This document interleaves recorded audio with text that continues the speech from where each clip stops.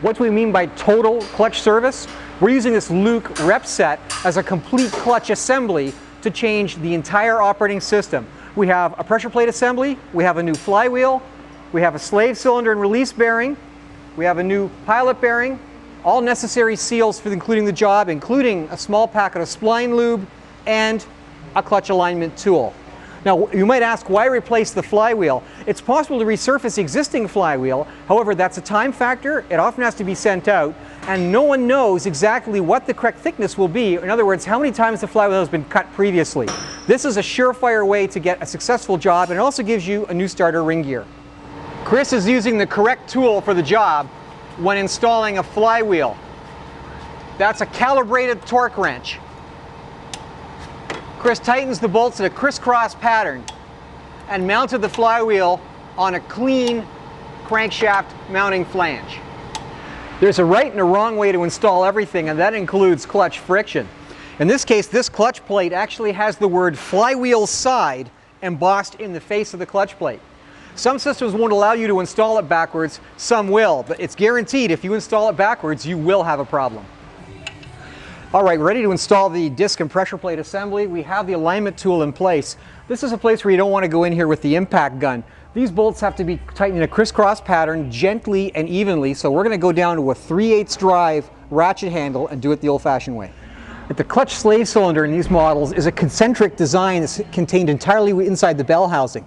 The idea is there's no release lever or pivot, which is a good thing from a part simplicity standpoint, but it's a terrible thing from a service standpoint. It means that everything that's hydraulic that actuates the clutch near the transmission is inside the bell housing, which means the transmission has to come out if anything goes wrong.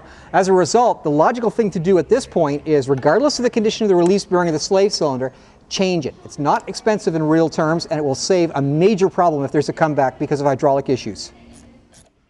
Now the slave cylinder is out. Now I've exposed the front face of the transmission. Again, there's a conventional lip seal here. If this seal is exposed and you're taking the transmission apart to this level, this is relatively cheap, could be a high value added service, especially if it's designed to keep oil out of the critical bell housing area. Easy to install. Dieter has just been using that Scotch-Brite pad on the air tool to clean the mating surface between the transmission bell housing and the engine block. They're dissimilar metals. The aluminum will corrode preferentially. It can actually create enough additional thickness that can create a splitting problem at the bell housing. There's really no other way to do this but to scrape this and polish it absolutely clean. It's a delicate job involving jacking the engine and the transmission, plus 2 experienced men, plus a lot of swearing to get this thing in and lined up correctly. Kids, don't try this at home. Dan and Dieter offered an excellent tip. When tightening the bell housing bolts, start with the bolts next to the dowel. That'll help locate the transmission positively onto the back of the block, and then you can tighten up the rest of the bolts. Dieter is drawing out the rear main seal with the transmission in place. You can do this on the bench, but sometimes it's just as easy to do it with the transmission in place but not fully installed. Okay, here's a classic opportunity for a major foul-up. We have left and right oxygen sensor harnesses here for this V-type engine. It's a V6.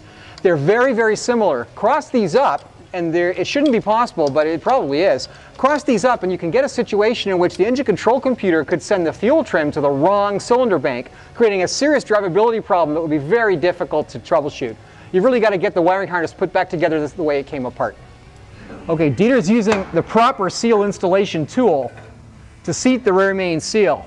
He's also applied a very thin smear of RTV on the outside mounting face of the seal to make up for any scoring or damage caused during disassembly.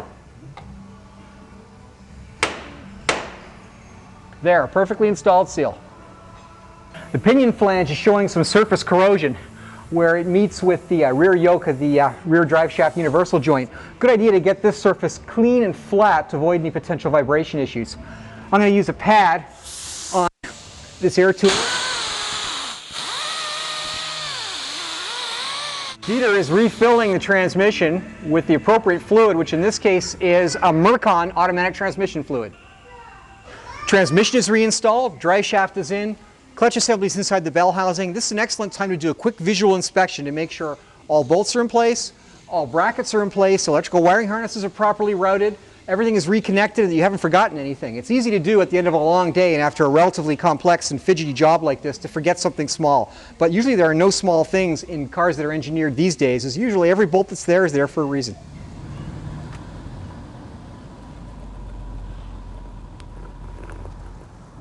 It's been 2 weeks since our clutch job, and the clutch take-up is smooth and progressive, and the clutch is now thoroughly broken in. Don't forget to remind your customers that, like all friction, the clutch plate needs to be bedded in or broken in, so it should be driven gently for the first few hundred kilometers or so.